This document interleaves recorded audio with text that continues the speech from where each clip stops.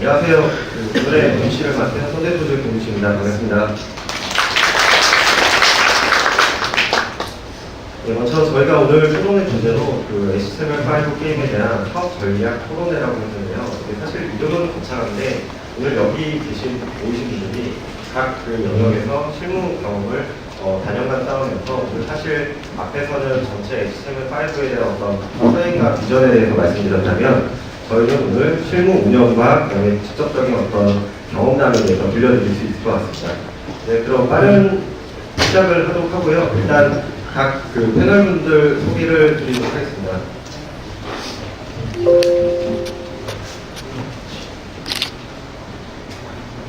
네, 먼저 사회자 소개부터 하도록 하겠습니다. 네, 저는 썬데이토즈에서 신규 사업을 맡고 있는 공준식이라고 합니다. 저희는 기존에 있던 썬데이토즈가 플랫폼 비즈니스로서 애니팡의 어떤 성공 신화를 잘 알고 계실 텐데요. HTML5가 플랫폼 비즈니스 기반으로 성장을 한다라는 저희 어떤 인사이트를 가지고 한 2년 전부터 HTML5 개발팀을 꾸려가지고 여러 개의 게임을 만들었고요. 오늘 소개드릴 거는 한 3가지 주요 타이틀에 소개를 드릴 겁니다. 일단 먼저 다이너볼즈라고 하는 하이퍼 캐주얼을 제일 처음 만들었고요. 그 다음에 카지노, 소셜 카지노 장면이 슬롯 베이스라는 게임을 만들었고, 최근에 런칭한 골든 베이스볼 더비는 3D 엔진을 통해 가지고 제작을 하게 됐습니다. 간략한 성과를 소개를 드리면, 일단 다이너볼즈는 최초 리서치 게임에 저희가 입점을 하게 되면서 그때 시장에 유저가 꽤 많았어서 저희가 한 800만 정도의 유저를 모았고요. 그다음에 실제 저 때는 너무 초기에 저희가 게임이 들어가다 보니까 수익적으로는 그렇게 많이 매출이 올라가진 않았습니다. 그리고 두 번째로 슬롯메이트는 작년에 저희가 오픈을 해서요. 인스턴트 게임에서 카지노 장르에 대한 어떤 선점 효과를 노리고자 빠르게 개발을 해서 도입을 시켰고요. 저 시기는 인스턴트 게임 자체가 매출적으로도 유저의 목격적으로도 많이 성장을 하면서 저희가 실제 개발팀 BP를 넘어가는 첫 번째 프로젝트가 됐습니다. 골든 베이스볼 더비는 아직은 소개해 드릴 정도는 아니고요. 다음에 좀 더 기회가 되면 좋은 프로젝트를 가지고 소개해 드리도록 하겠습니다.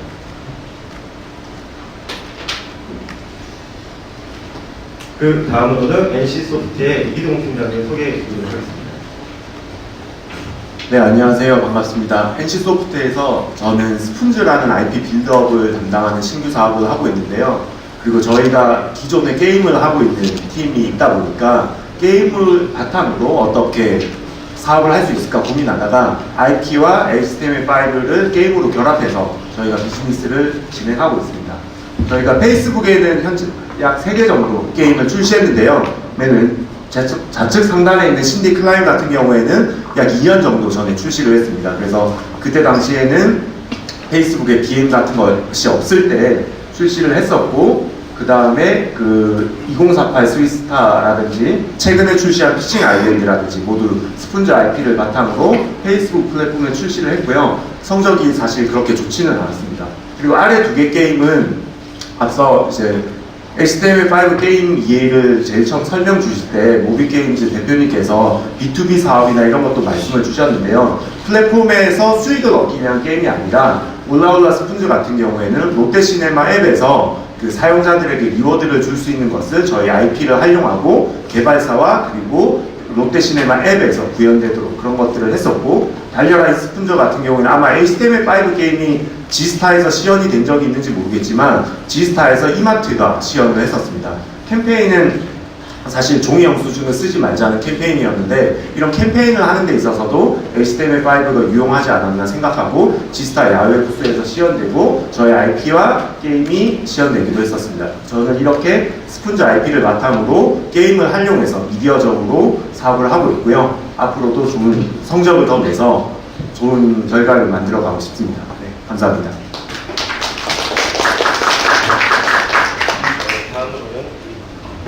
다음으로는 라인의 죄송합니다. 에몽 스튜디오의 이현 대표님 소개 듣겠습니다. 네, 안녕하세요. 에몽의 이현이라고 합니다. 저는 HTML5 사업을 시작한 지는 1년 정도가 지금 된 것 같아요. 작년 18년 초부터 백로엔진 기반으로 HTML5를 만들기 시작했었고요. 창작 게임보다는 인디 시장이나 스마트폰 앱 시장에서 어느 정도 성과를 낸 2D 게임들 기반으로 코딩 사업을 먼저 해보려고 HTML5 사업을 시작했습니다. 현재 여기 보고 계신 스티키인지 게임이나 엔드테크스, 펀그리, 흰수염 게임들을 코팅해서 페이스북이나 카카오톡, 위챗, 라인 등 서비스를 하고 있고요. 아직까지는 저희도 큰 이렇게 발목할 만한 성과를 내지 못한 상황입니다. 지금까지 저희가 총 약 10여 종의 게임을 만들고 있고 현재도 약 3개 정도 게임을 만들고 있는데요. 기본적으로 플랫폼들에 대한 아직은 저희가 어떤 해답을 찾지 못한 시점에서 작게나마 게임들을 모아서 작은 포탈점을 만들어보고 그걸 통해서 여러 가지 비즈니스를 한번 해보려고 시도 중에 있는 작은 개발사입니다. 감사합니다. 네, 다음은 휴먼업스의 유아성 PD님 소개드리겠습니다. 네, 휴먼업스의 유아성 PD라고 합니다. 저는 휴먼업스 게임 개발팀에서 HTML5 사업을 담당을 하고 있고요. 저희는 2012년부터 조금 이른 시기부터 HTML5에 대해서 관심을 갖고 투자를 진행을 해왔습니다. 2014년에 이제 처음으로 HTML5 게임 포털인 게임엔을 오픈했고요. 그 이후로는 여러 가지 국내외적으로 협업을 진행을 하면서 OK 캐시백에서 게임을 출시를 하기도 했었고요. 지금도 서비스 중에 있습니다. 그리고 그 외에 이제 어떤 미드코어 류의 게임들로 개발을 진행해 나가고 있습니다. 네, 다음 마지막으로 라인의 홍성주 PD님 소개 부탁드립니다. 네, 라인에서 그 퀵게임을 담당하고 있는 홍성주라고 합니다. 퀵게임은 페이스북의 인터스트 게임과 동일한 장르의 HTML5 게임 플랫폼이고요. 저희는 어느 정도 게임성이 있는 타이틀을 좀 위주로 서비스를 진행하고 있고 오픈 플랫폼이 아니라 크로즈 플랫폼 형식으로 게임 사업을 진행 중에 있습니다. 그리고 기본적으로 메신저 위에서 게임이 플레이할 수 있는 게임이다 보니까 메시지 API를 주로 활용할 수 있는 그런 형태의 게임들을 서비스하고 있습니다. 네, 감사드립니다.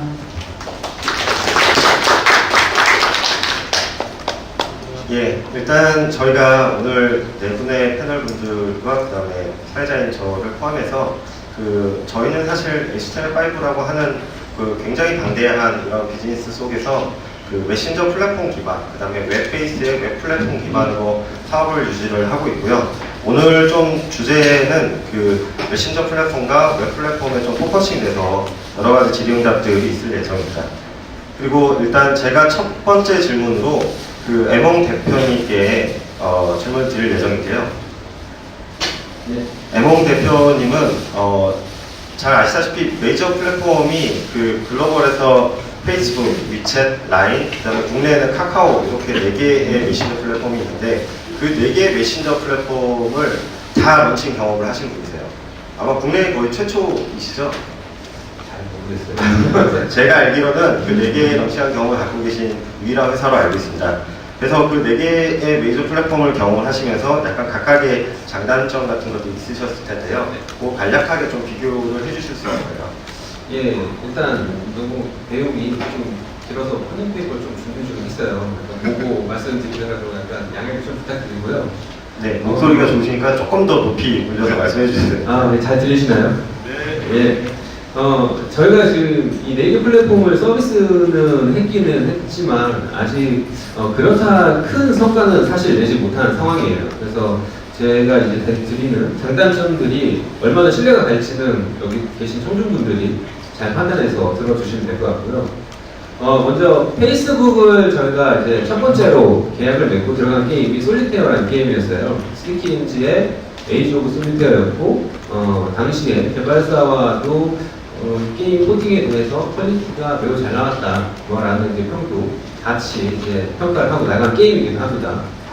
일단 페이스북은 여러분들이 다 아시다시피 일단 인스턴트 게임들에 수억 명의 유저들이 모여있다는 게 가장 큰 매력이 아닌가 합니다. 아무래도 플랫폼이 유저가 없다라는 것은 우리가 게임을 만들고 올려도 노출될 수 있는 비용이 굉장히 낮다라는 거고 접속할 수 있는 유저들이 없다라는 거는 사실상 만들어도 제품을 팔지 못하는 상황이 나오기 때문에 페이스북의 이 유저층은 가장 큰 매력이 아닌가 싶습니다.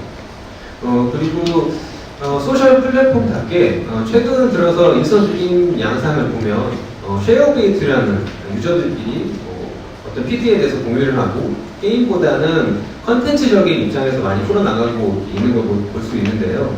이런 부분에서 페이스북이 처음에 시작했던 소셜 게임 그쪽에서 많이 받았던 소셜 컨텐츠를 활용한 인스턴트 게임이 굉장히 활성화를 또 이루고 있다는 면이 굉장히 장점이 아닌가 싶습니다. 이제 단점이라고 좀 얘기를 한다면 저희가 지금까지 페이스북에 총 5개의 게임을 런칭을 했어요. 사실상 이 5게임 중에 뭔가 회사가 도움이 될 만한 매출을 이룬 건 아직까지 없는 것 같아요. 그러니까 저희 입장에서는 사실 페이스북이 굉장히 유저도 많고 매력적인 시장에도 불구하고 알 수 없는 것이 유저들의 특징이다. 실제로 게임을 오픈했지만 붙어서 하는 유저분들을 보면 리텐션이나 지속 시간 등에서 굉장히 낮은 이용률을 기록하고 있다는 게 지표로 확인되었었고요. 아직도 그런 부분에 대해서 답을 찾으려고 많은 노력을 하고 있습니다. 예, 일단 다음으로 미첼 같은 경우 저희는 이제 직접 개발해서 이렇게 서비스를 하는 건 아니고 개발만 저희가 하고 중국에 있는 파트너십을 통해서 서비스를 하게 됐는데요. 일단 마찬가지로 페이스북 시장과 같이 유저들이 엄청납니다. 저희가 2개 정도 게임을 지금 서비스하고 있고 어느 정도 성과는 나오고 있지만 기본적으로 중국이라는 나라는 아까 김두일 대표님이 소개해 주셨던 것만큼 HTML5를 만드는 회사들이 굉장히 많아요. 그 회사들과 경쟁을 해야 된다는 부분이 아마도 한국 개발사한테는 가장 큰 어려움이 아닌가 싶기도 합니다. 다음으로 이제 국내에 있는 카카오톡 게임별이라는 플랫폼이 있죠. 한 번쯤은 한번 보셨을 거고 2017년도에 이제 아이유를 내세워서 플랫폼도 광고를 하고 지금까지도 서비스가 되고 있는 플랫폼이라고 보시면 됩니다. 이제 저희는 이곳에 약 6개의 게임을 서비스하면서 얻은 지표를 통해서 굉장히 아직까지는 HTML5 플랫폼으로 국내에서 할만한 플랫폼이다 라고 생각을 하고 있습니다. 나오는 매출이나 유저의 이용률을 봤을 때 현재까지 저희가 만든 게임들 5종을 보고 지표를 봤을 때 나쁘지 않은 성과를 좀 이뤄내고 있고요. 게임별 자체가 여러모로 뭐 결제도 안 되고 유저들이 홍보하는 데 있어서 메뉴를 따로 등록해야 되고 이런 부분은 분명히 단점이긴 하지만 나름대로 만약에 앞으로 게임별 사업이 더 발전적으로 갔을 때 개발사들이 한 번쯤 테스트 삼아서 들어가 볼 만한 시장이 아닌가 싶고요. 마지막으로 라인이라는 플랫폼은 저희가 아직 서비스는 직접 해보지 못했어요. 옆에 이제 계시긴 하지만 QA 단계에 맞춰서 곧 오픈을 대기하고 있고 저희가 이제 라인에 대해서 어떻게 뭐 말씀드릴 건 없고요. 개발사 입장에서 가장 좋았던 것은 게임을 만들고 QA 과정이 라인 자체에서 굉장히 빡세게 하더라고요. 그만큼 게임 퀄리티가 저희가 놓쳤던 부분까지 잘 캐치를 해줘서 완성도가 좀 높은 면을 좀 보장할 수 있다는 게 라인의 특징이 아닌가 싶습니다. 예, 이렇게 지금 4개 저희가 경험을 했던 장단점을 간략하게 좀 말씀 주셨고요. 나머지는 다음에 또 혹시 저한테 궁금한 점인데 연락 주시면 더 상세하게 말씀을 드리도록 하겠습니다. 감사합니다. 네, 바로 이어가지고 홍성주 PM님한테 질문을 드릴게요. 라인 메신저가 사실 다른 플랫폼들에 비해서 조금 뒤에 스타트를 하셨는데 어떤 특징들이 있을 것 같아요. 지금 라인 플랫폼 킥게임은 다른 플랫폼들이랑 어떤 차별점을 좀 갖고 있는지 설명 좀 부탁드리겠습니다. 일단 다른 플랫폼 같은 경우는 거의 오픈 플랫폼 형태로 진행을 하고 있고 누구나 쉽게 게임을 올릴 수가 있는데요. 저희 같은 경우는 어느 정도 게임성이 담보된 타이틀을 확보를 하고 그 게임성에 대해서도 일본 유저나 아니면은 라인 유저라고 불리는 그 캐주얼 유저들한테 어필할 수 있는 포인트를 잡아서 좀 더 잘 게임성을 부각시킬 수 있도록 개선한 상태에서 게임을 보통 출시를 하고 있습니다. 그렇기 때문에 개발사 입장에서는 뭔가 이게 추가 개발이 들어가야 비용이 들어가는 부분들이 발생할 수밖에 없기는 한데요. 하지만 저 지금까지 서비스를 했던 다른 퀵게임들의 다른 라인업들을 봤을 때 확실히 그렇게 해서 개선하고 어느 정도 게임성을 담보하는 타이틀은 성과가 있었지만 전혀 그런 게임성이 좀 부족했던 타이틀, 예를 들면 뭐 퀴즈라던가 이런 타이틀 같은 경우는 큰 성과가 없었기 때문에 앞으로도 이런 형태로 게임성을 담보한 상태에서 서비스를 진행하게 될 것 같습니다. 네, 그 플랫폼, 일단 그 메신저 플랫폼들이 아무래도 좀 직접적인 경험을 하셨으니까 간략하게 그 수익 구조에 대해서 좀 설명을 해주실 수 있을까요? 퍼블리싱 모델이야 뭐 계약 조건에 따라 좀 다를 것 같고, 페이스북 그 수익 배분 구조랑 그 다음에 그 지금 위챗 이제 경험하셨잖아요. 수익 배분이 어떻게 되어 있는지 이현 대표님이 한번 정리해 주시면 좋을 것 같아요. 예상 질문이 있었던 없었어요. 없었군요. 상당히 난감하네요. 일단 저희가 페이스북에 런칭을 했을 때 이벤트 결제가 들어간 게임은 한계가 있어요. 에이즈 오브 솔리테어라고 하는 3K엠즈의 게임이었고, 실제로 결제는 그렇게 많이 나오는 상황은 아닙니다. 전체 유저 중에 약 1.2% 정도 결제가 나오는 상황이고, 나머지 수익은 전부 다 광고 수익이라고 보시면 됩니다. 광고 수익 같은 경우는 내부적으로 오디언스 네트워크라는 걸 쓰고 있고, 제가 알기로는 표면적으로 100%가 개발사로 들어오는 것으로 알고 있습니다. 그리고 이제 좀 특이한 케이스가 결제, 인앱 결제를 통해서 난 수익 부분인데요. 페이스북도 하나의 앱이기 때문에 애플에서는 일단 결제가 지금 막혀있는 상태입니다. 구글, 안드로이드 쪽에서는 결제가 가능하지만 여러분도 그 스마트폰에서 결제를 하듯이 앱을 통해서 결제를 할 경우에는 개발사가 구글의 30%를 떼어주고 페이스북에 떼어주지 않습니다. 그러니까 70%를 명확히 개발사가 먹게 되는 그런 구조로 이루어져 있고, 웹에서도 이제 페이스북 게임이 결제를 할 수가 있어요. 그럴 경우에는 페이스북 플랫폼에 30%를 떼어주고 역시나 70%의 수익을 개발사가 가져가고 있는 상황을 보시면 됩니다. 어쨌든 페이스북이 구글 결제에서 추가적인 30%를 안 뛴다는 것은 조금 더 개발사한테는 긍정적인 의미로 다가서지 않나 싶고요. 향후에 정책이 어떻게 바뀔지 모르겠지만 현재는 그런 약간 대인배적인 정책을 펴고 있는 상황입니다. 위챗 같은 경우는 저희가 이제 광고를 달고 서비스를 하고 있는데요. 실제로 중간에 퍼블리싱을 끼고 있기 때문에 그렇게 큰 수익을 저희가 바라보지 못하고 있어요. 근데 내부적인 어떤 이 쉐어 정책은 저희가 확실히 모르지만 중국 퍼블리셔 입장 말로는 위챗에 서비스 했을 때 50%의 수수료를 먼저 떼고 지금 현재 퍼블리셔와 저희 관계는 6대4 관계로 쉐어를 받고 있어요. 좀 높은 편으로 쉐어를 받고 있는데 이거는 약 10년 전부터 저와 이제 파트너십을 맺고 있던 회사가 직접 해주는 면이어서 실제로 다른 개발사가 중국 현지에 있는 퍼블리셔와 같이 이야기하고 논의했을 때보다는 좀 더 많은 비율을 갖고 있다고 보시면 될 것 같습니다. 네, 예상치 못한 질문 너무 답변 잘해주셔서 감사합니다. 네, 그럼 다음으로 넘어가서 이하성 팬님께 여쭤볼게요. 그 지금 보면 메신저 플랫폼에 대해서 좀 얘기를 들어봤는데 실제 웹 플랫폼을 운영하고 계시잖아요. 그 웹 플랫폼의 사업자로서 메신저 플랫폼을 어떻게 보고 계시며 지금 가지고 있는 웹 플랫폼의 어떤 장점은 무엇이 있는지 좀 소개 부탁드리겠습니다. 일단 저희가 HTML5 사업을 시작하게 된 이유 자체도 앱 시장은 근본적으로 구글과 애플에 등록되어 있죠. 그래서 많은 분들이 이제 앱을 출시하시면서 느끼셨겠지만 그 정책들과 그리고 최근에는 페이스북도 좀 마찬가지긴 한데 시시때때로 바뀌는 정책들을 대응을 해야 되고 때로는 질문들에 대해서 좀 이게 잘 되던 게 왜 갑자기 안 되는지에 대해서 대답도 들을 수 없고 이런 부분들이 계속 반복되고 그 정책에 맞춰서 따라가야 되거나 이런 부분들도 있고요.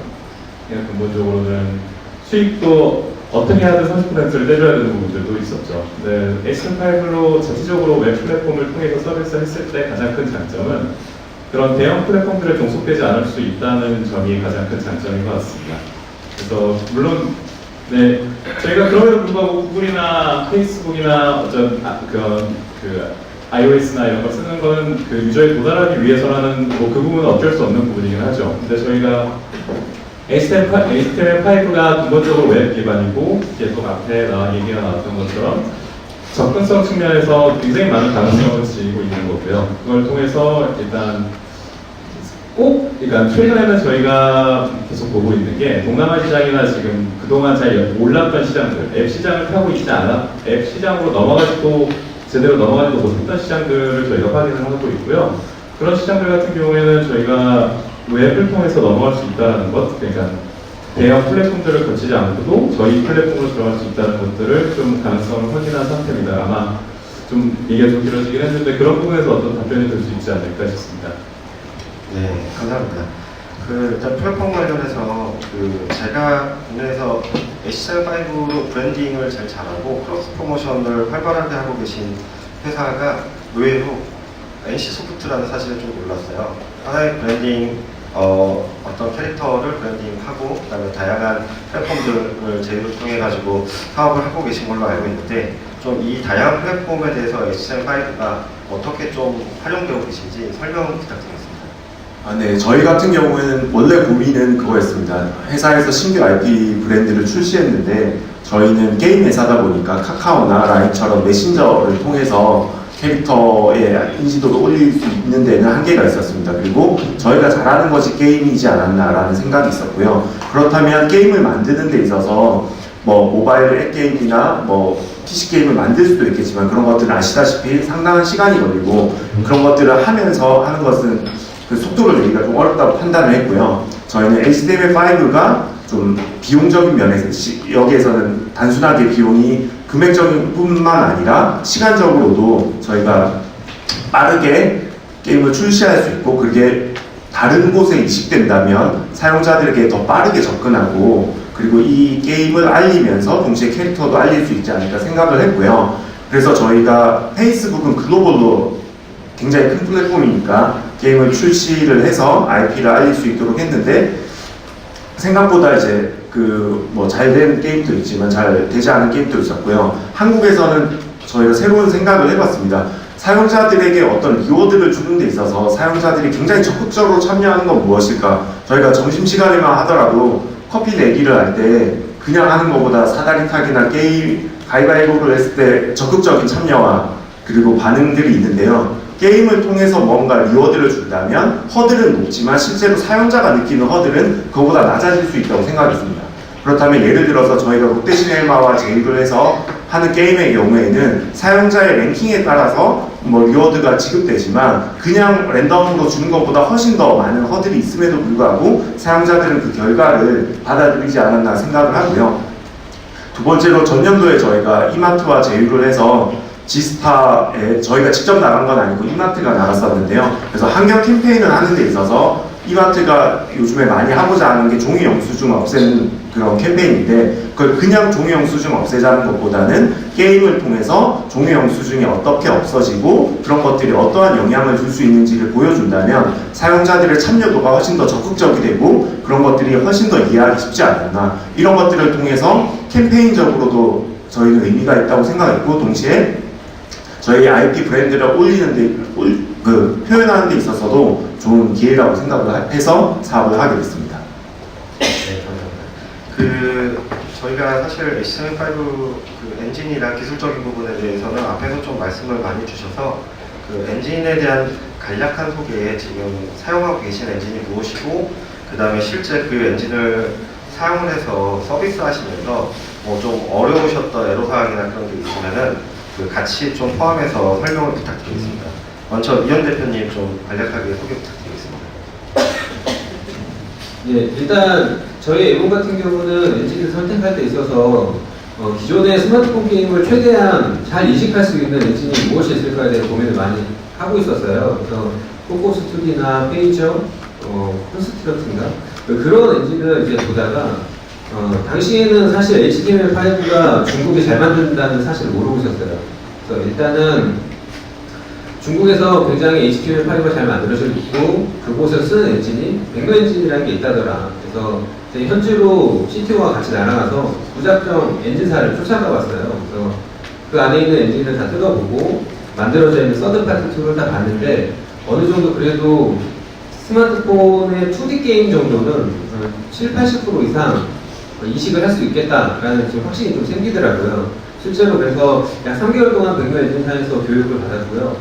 그 결과 지금은 2D 게임이라면 거의 비슷한 수준으로 현재 포팅을 할 수 있는 수준까지 도달했다고 지금 생각하고 있습니다.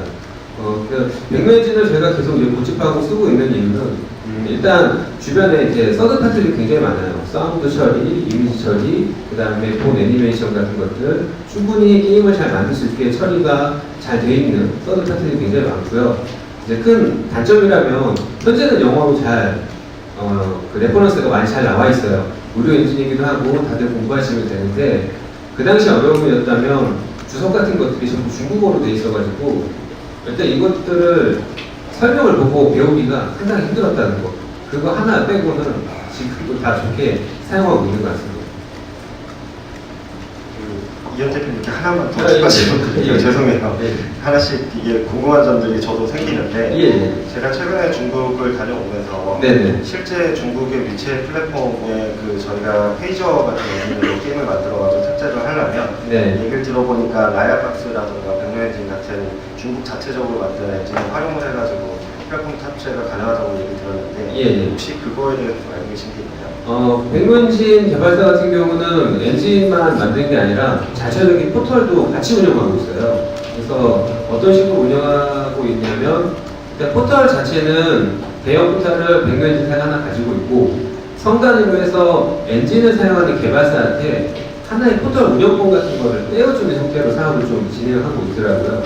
예를 들어 이미 백문진을 만들어진 게임이 약 한 2, 300개가 있고 그거를 백문진 개발사가 케어를 할 수 있다면 가져가서 사업을 할 수 있는 그런 독특한 좀 사업도 하고 있고요. 라이아박스 같은 경우는 요즘에 많이 좀 이슈가 되고 있더라고요. 중국에서 좀 더 저변을 많이 이제 확대시키려고 노력을 하고 있는 걸로 알고 있고, 근데 저희가 주로 사용하는 거는 백뮤에진이어가지고 라이아박스에서 잘 모르겠습니다. 네, 알겠습니다. 감사합니다. 네, 두 번째로 이쪽 웹 쪽 베이스로 개발도 많이 한 경험을 가지고 계신 휴먼웍스의 유가성 PD님 한번 관련해서 답변 저희 부탁드리겠습니다. 엔진부터 좀 더 말씀드리면 저희 같은 경우에는 처음에 2014년부터 2010년부터 해서 2014년 그 게임의 출시 오픈 서비스를 할 때 그때까지 만들었던 게임들은 주로 코코스트리를 이용해서 만들었습니다.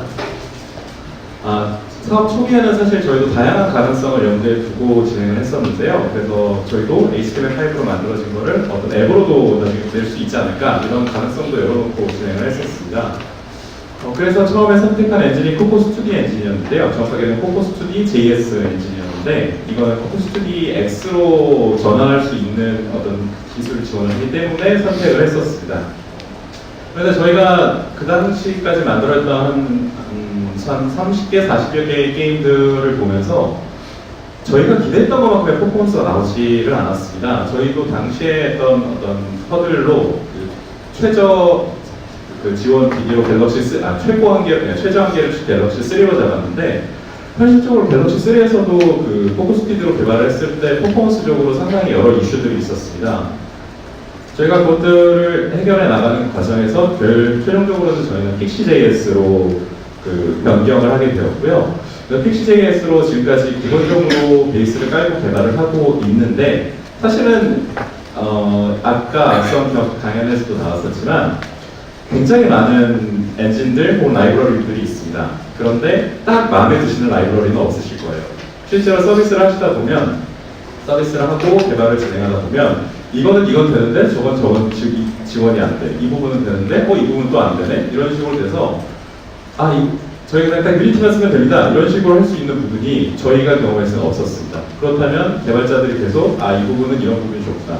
저런 부분은 저런 부분이 좋구나 해서 계속 엔진과 엔진들을 필요한 부분은 있으면 따라 쓰든 개발을 개량을 하든 그렇게 해서 써야 되는 부분들이 있고요. 그리고 근본적으로 저희가 HTML5로 개발을 계속 진행하면서 느낀 것은 HTML5의 장점이라고 계속 앞에 소개된 부분들이 굉장히 많이 있는데 그중 하나가 이제 크로스 플랫폼이 아주 웹이기 때문에 가능하다 이런 부분들이 있는데 솔직히 제가 지금까지 느낀 감정을 정리하면 크로스 플랫폼이 가능은 하다, 도라는 간다에 더 가까울 것 같습니다. 실제로 기기가 달라지면 아니면은 OS가 다르면 아니면 OS 버전이 또 달라지면 아니면 실제로 플레이가 되는 브라우저가 달라지면 그때마다 여기서 사운드가 안 나오고 똑같은 소스인데 여기서 사운드가 안 되고 저기서는 왜 화면이 전체 화면에서 작아지질 않지? 왜 여기서는 계속 있다가 나오지? 이런 부분들이 실제로 동작은 하지만 정상적으로 유저들이 불만 없이 즐길 수 있는 어떤 어려움 없이 즐길 수 있는 쾌적한 환경을 제시하기 위해서는 각각의 테스트들이 필요합니다. 그래서 저희 같은 경우에서도 그런 과정들을 몇 번 겪고 나니까 아예 이거 어디까지 아예 큐 시트를 만들어서 그 OS 버전 그리고 브라우저 종류 이런 것들을 최소 3개에서 4개씩 자주 쓰는 거를 순위별로 정해가지고 테스트를 하는 과정들을 거쳐서 계속 개발을 하고 있습니다. 그래서 HTML5 지금 엔진들 되게 좋은 엔진들 보면은 많잖아요. 지금 아까 소개드린 거 보면은 3D 엔진도 많고 이런데 퍼포먼스 문제가 계속 발목을 아마 잡으실 겁니다. 개발을 진행을 하신다면. 그래서 그 부분들을 최소화할 수 있는 부분들을 계속 고민을 하셔야 될 거예요.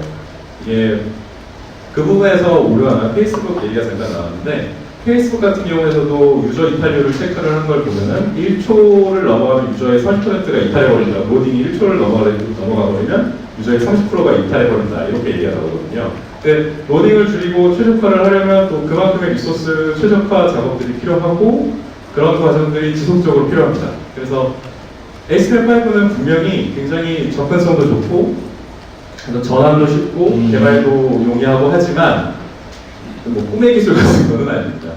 계속 어쨌든 지금까지 다들 이제 게임 개발하시면서 느껴졌던 애로사항들이 있으실 텐데요. 그런 애로사항들이 좀 새로운 형태로 다시 한번 나타난다고 보시면 조금 뭐 마음의 준비가 되실 것 같습니다. 개발사 입장에서 사실 굉장히 좀 고민이 많으셨을 텐데요.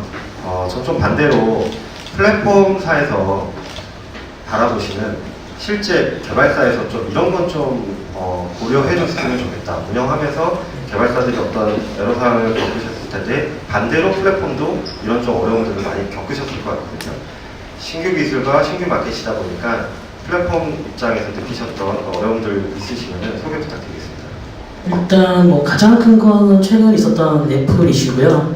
애플에서 리워드 광고도 안 되고 친구 초대를 했을 때 그 친구 초대에 대한 리워드도 불가능하고 심지어 그 로그인 보상도 주면 안 된다라는 게 있었습니다. 그래서 그 부분에 대해서 그 애플과 계속 한 4, 5개월 정도 협의를 했고 아직 일본 애플하고는 계속 협의가 안 돼서 결국에는 북미 본사까지 찾아가서 협의를 진행했고요. 그래서 지금 가능한 거는 IAP는 불가능하지만 리워드 광고에 대한 부분이나 아니면 뭐 친구 초대 보너스 그리고 로그인 보너스에 대해서는 이제 가능합니다가 돼서 다시 서비스를 할 수 있게 되었습니다. 일단 이게 가장 최근에 있었던 큰 이슈 중 하나였고요. 원래 이제 퀵게임이 맨 처음에 나왔을 때 초반에 이제 런칭되었던 타이틀 같은 경우는 그렇게 많은 유저들이 유입이 됐다거나 그러지 않았었고요. 한 10만에서 20만 정도의 유저 프로 가지고 있었는데 다마고치라는 타이틀을 런칭하게 되면서 그게 DAU가 100만 이상 넘어가고 굉장히 이제부터 시작이구나 라는 타이밍에 바로 애플에서 제공을 걸었기 때문에 좀 많이 어려운 순간이 되었습니다. 네, 그 라인에서 말씀 주신 그 애플 이슈가 사실 그 글로벌 HTML5 플랫폼 사업자들이 가장 갖고 있는 고민 중에 하나인 게 모바일 앱이잖아요. 그래서 이전에 있던 마켓에 종속되어 있다 보니까 그 마켓의 정책이 굉장히 크게 휘둘리는 경향이 있습니다. 그리고 일본에서 가장 많은 트래픽을 발생하고 있는 라인 같은 경우에는 iOS 비중이 그 구글이랑 거의 비슷하기 때문에 좀 더 크리티컬한 이슈로 많이 다가와서 저도 서비스를 하고 있는 입장이지만 굉장히 안타까운 상황입니다. 특히 일본의 퀵게임 같은 경우는 iOS 유저 비율이 70%까지 달하고 있기 때문에 그 70%의 유저가 게임을 불가능한 상태가 되는 내용이어서 굉장히 큰 타격을 입게 되었습니다. 네, 그리고 그 제가 페이스북과 그다음에 그 라인 플랫폼을 두 개를 경험하면서 큰 차이점이라고 발견했던 한 가지를 좀 알려드리고 넘어가고 싶은데요. 일단은 페이스북은 굉장히 많은 유저풀을 확보하고 있고 대신 그 유저풀들이 굉장히 집중도가 높진 않아요. 스프레드하게 여러 군데로 뿌려져 있고 이렇게 모인 유저들의 리텐션은 생각보다 낮고요.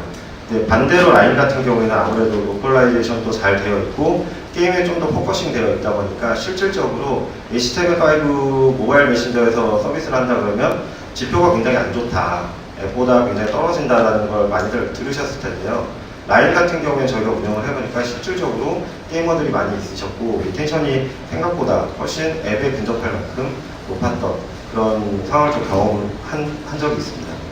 그래서 일단 조속히 이런 그 마켓과의 어떤 그런 이슈들이 좀 더 해결이 되고 플랫폼 사업자들이 좀 더 클 수 있는 구조가 되는 바람이 있습니다.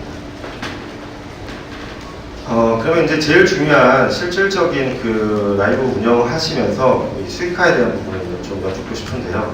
일단 먼저 제가 질문을 드릴 타겟은 제가 선정을 하진 않았고요. 제가 그 신규 마켓과 그다음 게임 비즈니스 운영을 하시면서 실질적으로 굉장히 운영하신 어려운 그 점들이 있을 텐데요. 앞서 제가 말씀드렸던 어떤 개발 사이클이나 마케팅, 그 다음에 지표를 분석하는 방법들, 이런 것들 모든 게 저는 다르다고 느꼈거든요. 실제 경험을 하시면서 어떤 점들이 좀 크게 와닿게 다른 점들이 있었는지 설명 좀 누가 해주실 수 있을까요? 먼저 간단하게 스타트를 끊어보자면 저희도 서비스를 하면서 느낀 거는 어떤 기반을 따라갈 수 있는 게 아니라 새롭게 다시 시작한다는 느낌이었거든요. 지표 저희가 구글을 쓰거나 뭐 아니면 애플에 있는 걸 쓴다면은 기본적으로 제공되는 경험들을 바탕으로 해서 뭐 유저도 타겟팅하고 이런 게 있는데 이제 새로운 단계로 우리 유저가 어떤 유저인지, 이 게임을 하는 유저들이 어떤 유저들인지부터 파악을 했어야 되거든요. 그러다 보니까 어떻게 보면 되게 옛날에 처음에 앱 개발할 때, 물론 저는 제가 직접 경험한 건 아니지만 그런 거를 했을 때 발생했던 문제들을 겪는 것처럼 저희도 이 어떤 유저를, 이 유저층들을 분석하고 저희가 들어오는 회원들이 있으면 회원들의 연령층을 분석하고 성비를 분석하고 이 유저들한테 적합한 아이템 구성이 어떻게 되는지를 구성해서 서비스를 해야 되는 부분들이 일단은 제일 컸었고요. 그 다음 문제는 기본적으로 여전히 시장의 규모 자체가 매우 적다. 이것은 결국에는 도달하는 유저 자체가 아직은 굉장히 제한적이다라는 측면이 가장 어려운 것 같습니다. 일단 제한된 유저를 대상으로 서비스를 했기 때문에 그 데이터에 대해서 어느 부분까지 신뢰할 수 있는가를 계속 고민을 했어야 됐고요. 그렇게 하다 보니까 지속적으로 저희가 누적한 축적한 데이터들을 다시 검증을 해야 되는 그런 것들이 계속 그 사이클들이 반복돼야 됐습니다. 그래서 아마 이런 문제들은 사실은 시간이 지나고 저희가 좀 더 성숙해진다면, 시장이 성숙해진다면 해결이 될 문제지만 문제는 지금 이제 시장이 열리고 있는 단계이기 때문에 그런 것들을 해 나가야 되고 어떤 저희가 미리 볼 수 있는 이정표들이 매우 부족하다는 것이 가장 큰 어려움이었던 것 같습니다. 네, 또 관련해서 또 추가 답변해 주실 분 계실까요? 저희가 뭐 다양한 플랫폼을 서비스했던 건 아니고 그 콜라보했던 게임을 제외하면 페이스북에만 게임을 몇 개 출시를 했었는데요. 뭐 공팀장님께서도 말씀 주셨지만 이게 게임을 서비스할 때 게임 담당자들이 일반적으로 생각하는 리텐션과는 굉장히 거리가 먼 지표가 나왔습니다. 그래서 다들 이게 정말 맞는 숫자인가, 시스템 오류가 아닌가라는 그런 생각을 할 정도로 굉장히 충격들을 받았는데요. 가장 중요한 것은 플랫폼을 잘 분석하는 게 중요한 게 아닌가. 페이스북 같은 경우에는 페이스북 인스턴트 게임이지만 생각 자체를 페이스북 인스턴트 게임이 아니라 메신저 게임이라고 생각하는 것이 오히려 더 도움이 되지 않을까 이런 생각을 해봤고요.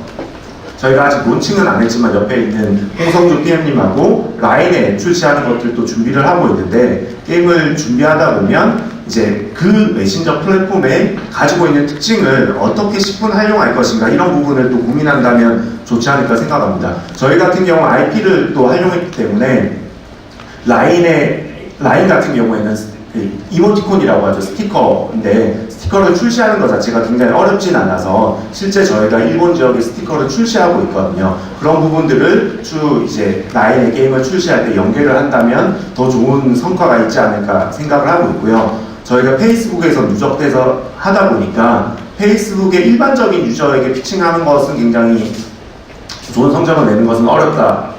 그리고 그 플랫폼을 더 많이 분석해야 된다는 생각을 했고 하지만 또 한편으로는 페이스북에 저희가 서비스를 하면서 내재된 데이터들을 저희가 적극 활용해야겠다는 생각들을 해봤습니다. 예를 들면 저희가 처음에 출시했던 게임에 픽셀 데이터를 심어서 그 데이터를 가지고 그 게임을 일정 정도 이용한 사람들에게 타겟팅을 했을 때는 일반적으로 들어오는 유저보다 훨씬 2배에서 많게는 3배 가까이 높은 원데이 리텐션을 보여주기도 했거든요. 그래서 그런 부분들을 처음에 한두 개 실패를 했다고 해서 그걸로 끝내는 게 아니라 실패했을 때 쌓아놓은 데이터들을 적극적으로 활용한다면 향후에 조금이라도 더 도움되지 않을까 그런 생각들을 해봤습니다.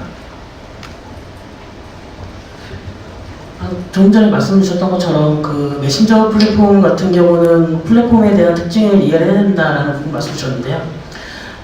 다마고치가 가장 잘 이해를 했던 것 같아요. 저희 초반에 런칭했던 타이틀 중에서는.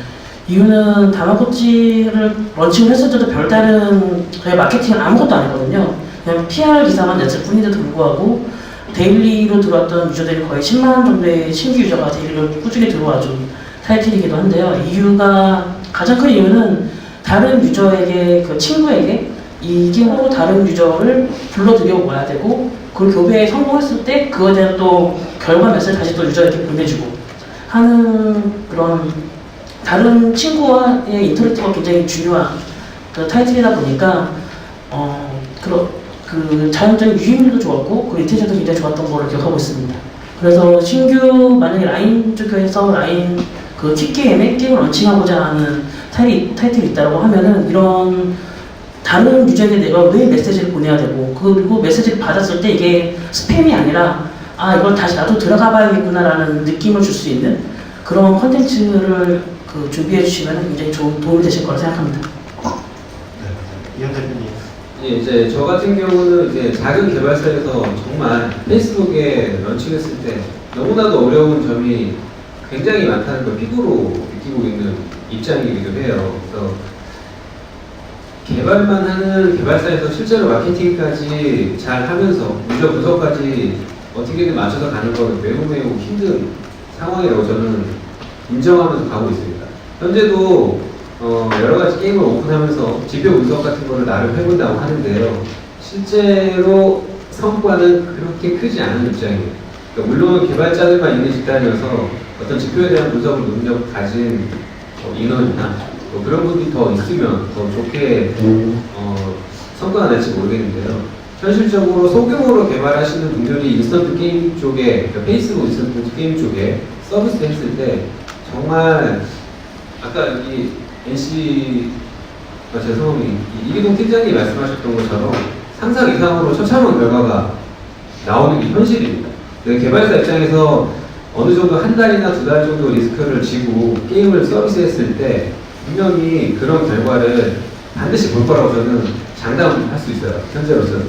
그래서 기본적으로 여기 계신 분들 중이나 HTML5를 작게 시작하시는 분들은 최대한 이런 정보에 대해서 공유를 많이 받으려고 노력하시면 좋을 것 같아요. 저희 같은 경우는 알려드린 대로 다 지표를 알려드리고 현실적으로 어려운 게 더 무엇이 있는가에 대한 걸 빨리 좀 더 많이 습득을 하시고 만드시는 HTML5가 적어도 페이스북에서 실망은 하지 않을 정도의 성과를 꼭 내야 되지 않겠습니까? 근데 그런 부분에 대해서 언제든 공유를 해드릴 때 연락을 많이 주시면 최선을 다해서 많이 정보를 드리도록 하겠습니다. 네, 되게 중요한 키워드인 것 같아요.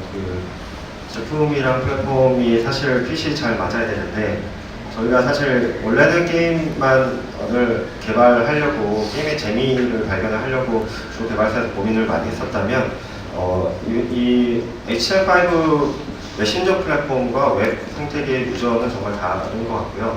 그 유저들에게 플랫폼에 맞게끔 저희가 게임 이외의 것들을 더 개발하고 연구해야 된다는 데서 크게 공감을 하고 있습니다.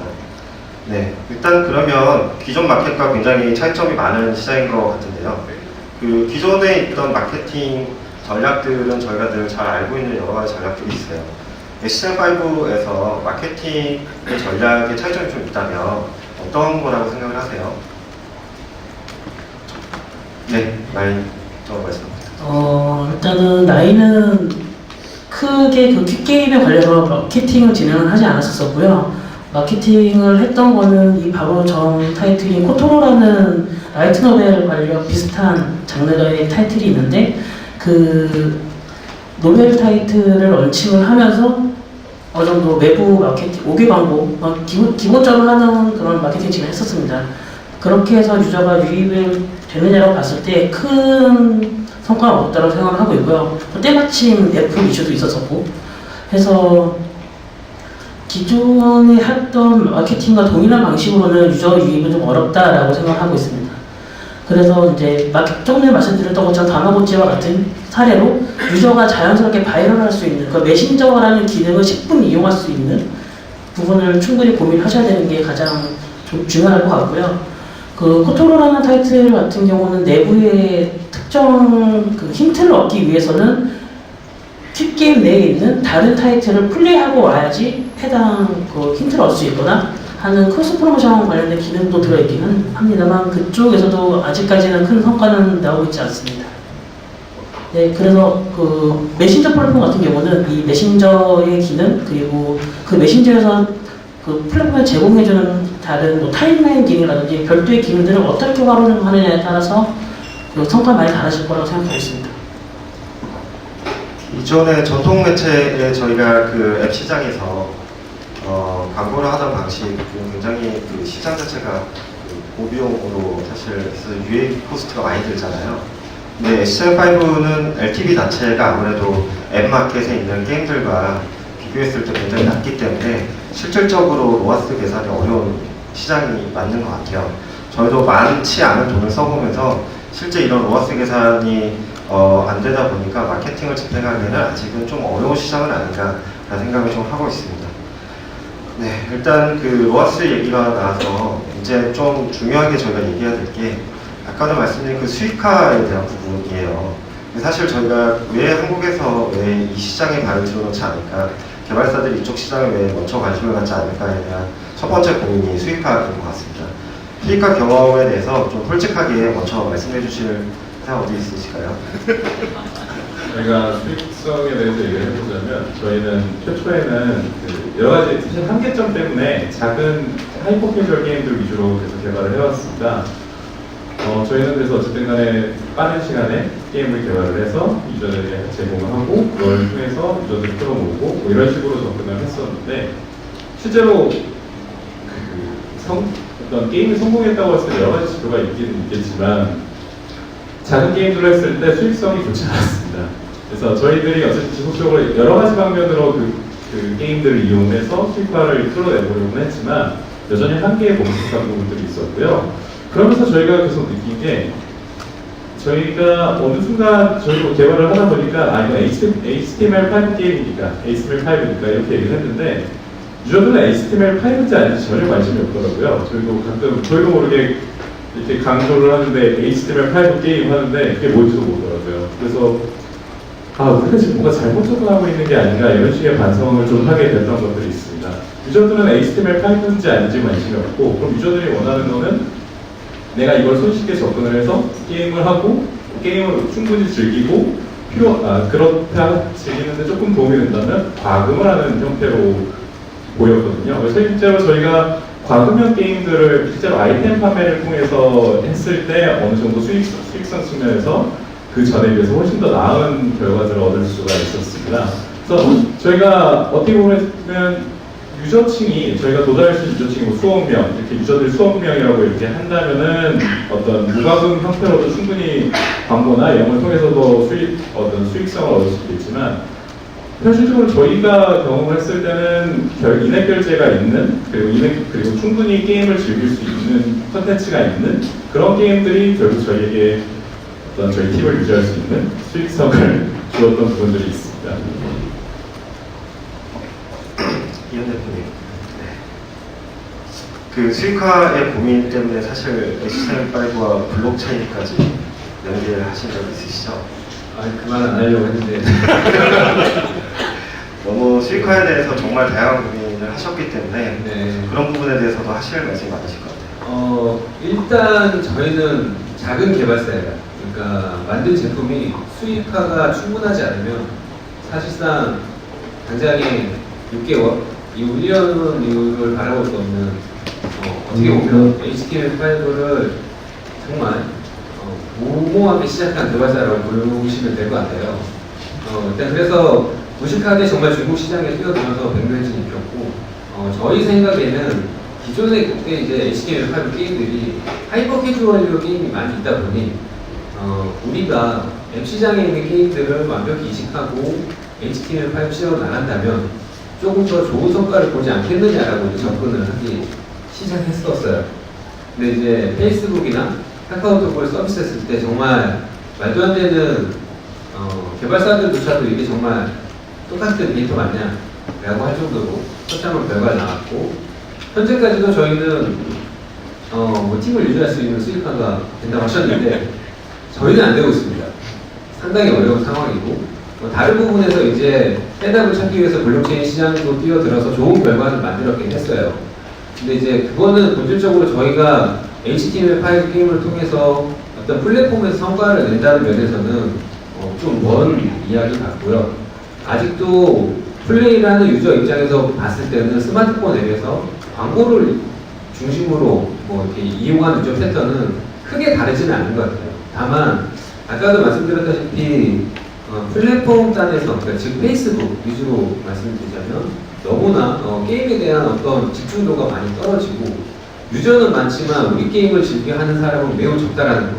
이런 부분에서 수익화를 어떻게 해야 되고 마케팅을 또 어떻게 진행해야 되는지 작은 개발사에서는 너무나도 큰 어려움이더라고요.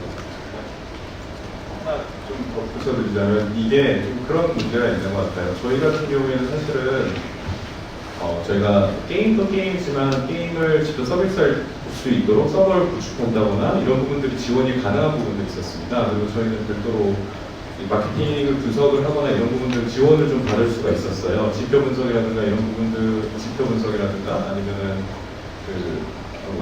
말씀드렸던 그 서버 구축이라든가 이런 부분들에 있어서 좀 자체적으로 해결을 해 나갈 수 있는 부분들이 있었고요. 만약 정말 저희 그러니까 게임 개발만 해서 하는 그 부분만으로 저희가 도전이나 접근을 했었다고 하면 되게 아주 많은 부분들이 불가능했던 것 같습니다. 실제로 눈에 보이는 부분들은 그렇게까지 크진 않지만 게임이라는 측면에서도 그렇게 큰 부분은 아니지만 그거를 뒷받침할 수 있는 부분들이 너무 크게 필요하다는 생각들이 들었어요. 그래서 저희도 사실 어쨌든 겉으로 보이는 건 작은 게임이고 별거 아닌데 그거를 제대로 서비스하고 유저한테 도달하고 하려면 너무나 많은 뒷단의 작업들이 필요했습니다. 그래서 그것들을 또 연구를 해두시는 게 어떤 뛰어드시기 전에 준비를 하시는 게 참 좋은 것 같습니다. 네, 사실 요행이 없는 시장인 것 같아요. 예, 저희도 이 해퍼체이스가 HTML5 시장에서 정말 안 된다고 했을 때 저희는 소셜 카지노에서 사실 한번 성공을 해보고자 한 6개월 정도를 실제 앱을 운영하듯이 라이브 운영을 끌고 왔고요. 그러면서 실제 굉장히 바닥부터 저희가 원하는 수준의 어떤 PUR을 만들어내는 데까지 굉장히 많은 시간과 노력이 좀 필요했던 것 같습니다. 대부분 HTML5로 이제 소형 개발사나 혹은 여러 개발사분들이 들어오시면서 HTML5는 라이트한 게임이고 시장이 라이트하니까 개발과 운영 코스트도 라이트하게 가야 된다고 많이들 생각을 하시더라고요. 근데 이미 좀 블루오션은 이미 시기가 좀 지나고 성장기에 있는 시장이다 보니까 이런 부분도 좀 개발 코스트가 더 많이 들어간다 정도 생각을 해주시면 좋을 것 같습니다. 네, 마지막으로 저희가 이 HTML5를 저희가 몇 년 동안 바라보면서 사실 시장에 개발사 입장에서 바라는 점들이 굉장히 많을 것 같아요. 일단 간단하게 저희가 좀 플랫폼에 바라는 점들이 있다면은 무엇이 있을지 이기동 팀장님 먼저 말씀드리겠습니다. 네, 우선 가장 중요한 것은 주변 사람들이 이 게임을 수월하게 할 수 있는 환경이 되면 좋겠습니다.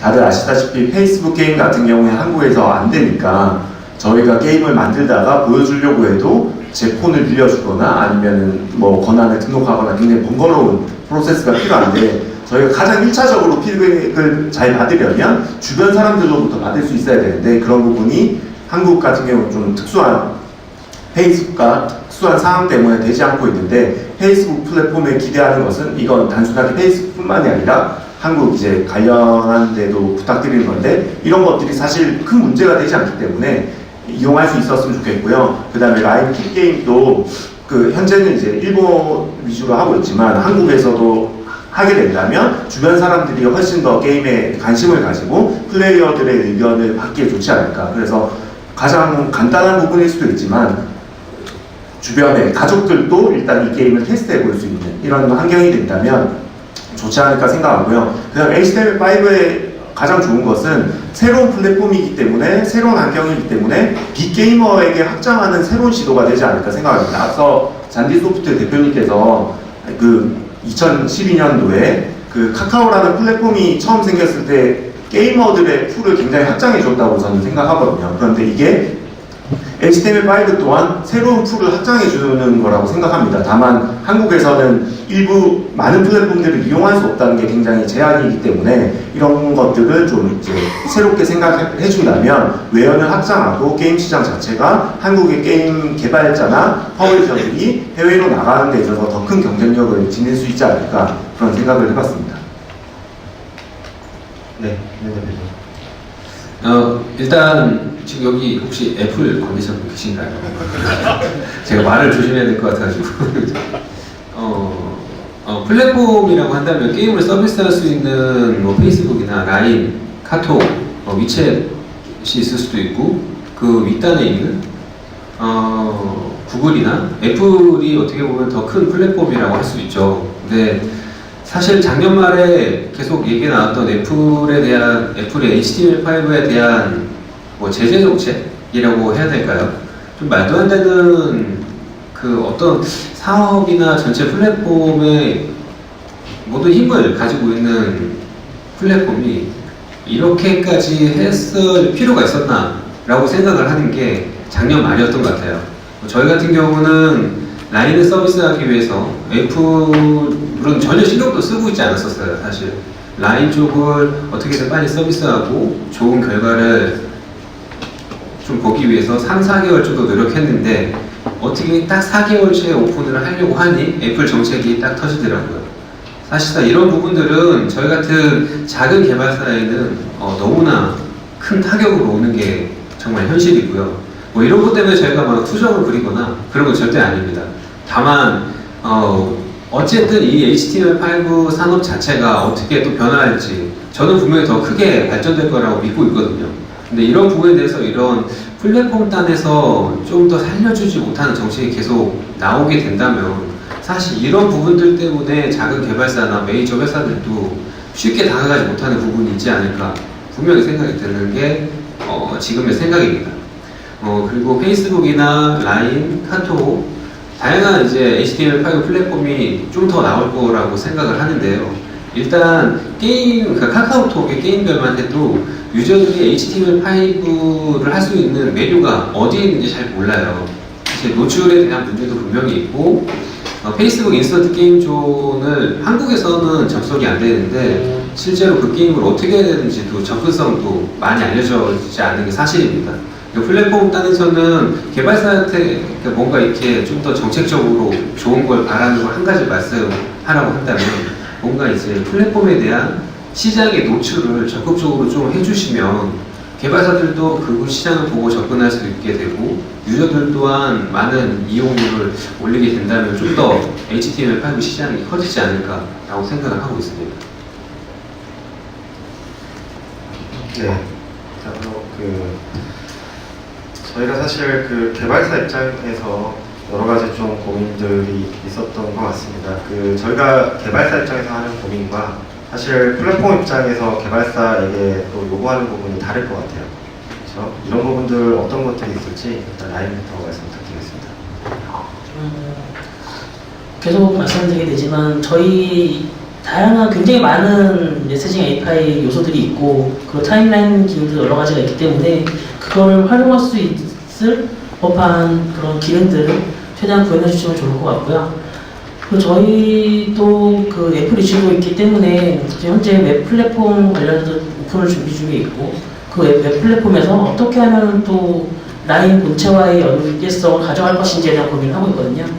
이 부분이 해결이 된다라고 하면은 라인의 그 퀵게임의 웹 플랫폼에서 IMP도 활용할 수 있는 그런 시장도 사실 열릴 수 있을 것 같습니다. 그리고 이게 완성이 되면 저희 라인에서 그 강세 지역인 대만과 태국도 진출할 예정이기 때문에 그때 되면 좀 더 많은 유저를 확보할 수 있게 되지 않을까 생각하고 있습니다. 네, 마지막으로 이하성 PD님께 좀 여쭙고 싶은 게 이제 뭐 메신저 플랫폼도 경험해보셨고 웹 플랫폼 사업자로서 또 서비스도 운영을 하고 계시는데 기존에 있던 어떤 이 시장에 어울릴 만한 좀 잘 어울릴 만한 게임이 뭐가 있을지 간단하게 좀 코멘트 좀 부탁드리겠습니다. 일단은 말씀 나온 것처럼 메신저 플랫폼마다 좀 차이가 있는 것 같아요. 그래서 이 시장에 딱 맞는 게임이 뭐다라고 말씀드리기는 조금 어려울 것 같아요. 지금 저희도 그러니까 사실 저희가 도달한 결론이 서비스를 하면서 도달한 결론이 되게 어떻게 보면 되게 피상적이 아니라 되게 전공론적인 결론에 도달했던 게 페이스북에서 서비스를 하면서 보면 지역마다 다르고요.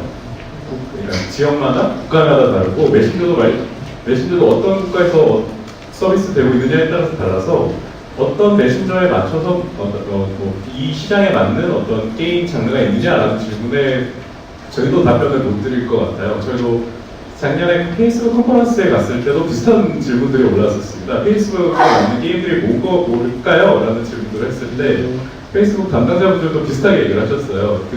다양하다, 여러 가지다, 게임마다 다르다 이렇게 얘기를 해주셨는데 그래도 일반 좀 더 아까 말씀하신 것처럼 그런 부분들이 있는 것 같습니다.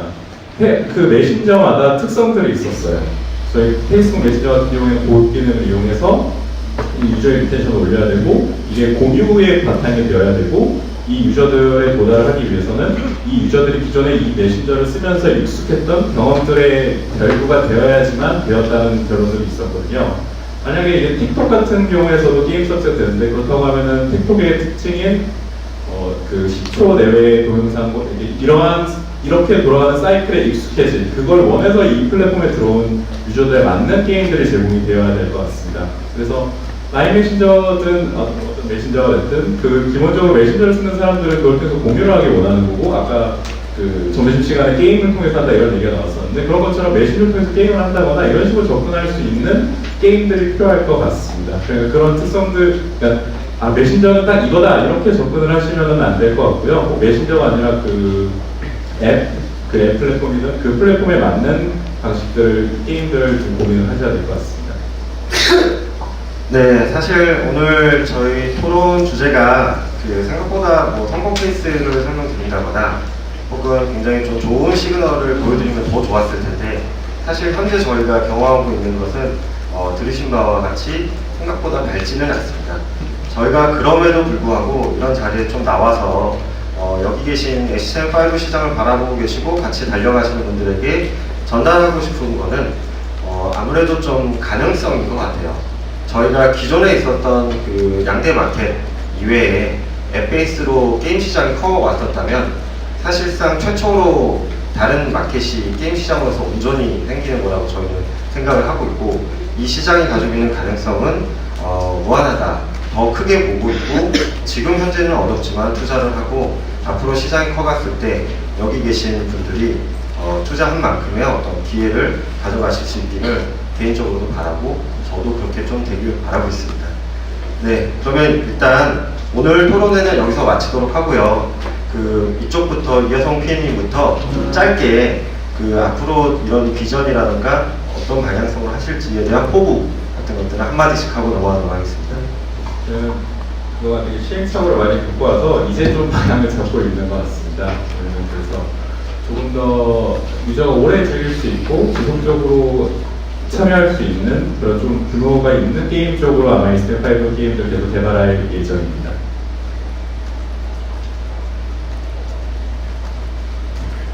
예, 저희도 방금 말씀해주신 유아성 PM님과 별 큰 차이는 없고요.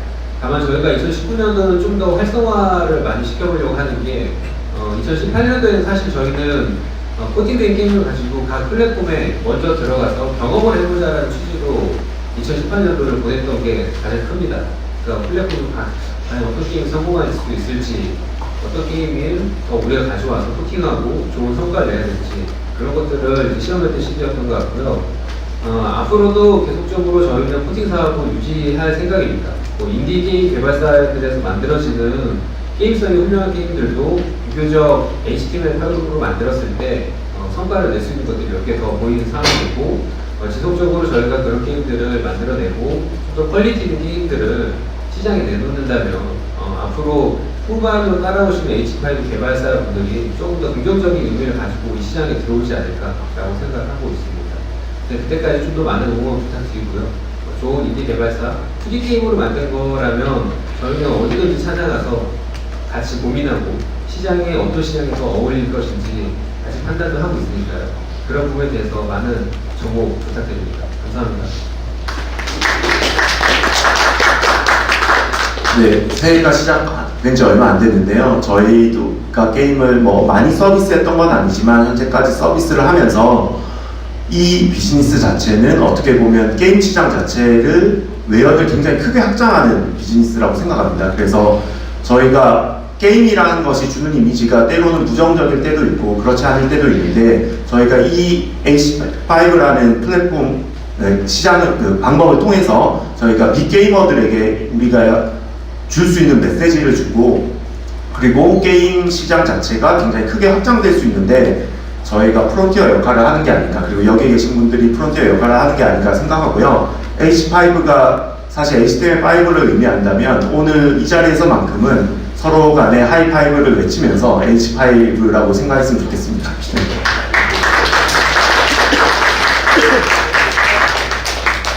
저희는 이제 작년에 애플 이슈 때문에 많이 힘들었었고 그리고 이제 다른 개발사분들에게도 굉장히 어려움을 많이 드렸는데요.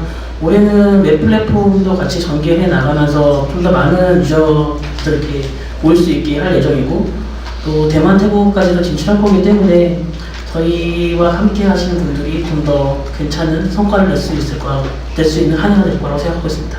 네, 감사드립니다. 네, 그럼 이상으로 저희 토론회 마치도록 하겠습니다. 청중 여러분께 감사의 말씀 드리면서 이상 마치도록 하겠습니다. 감사합니다.